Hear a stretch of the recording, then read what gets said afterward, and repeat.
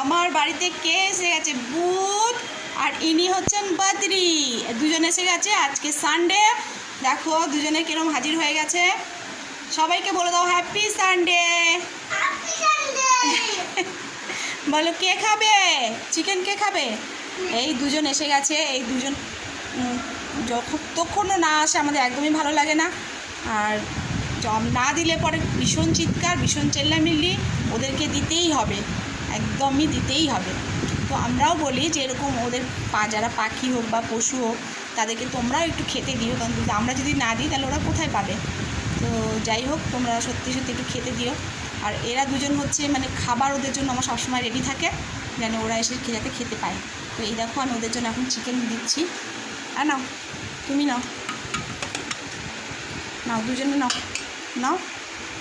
হ্যাঁ, টাটা।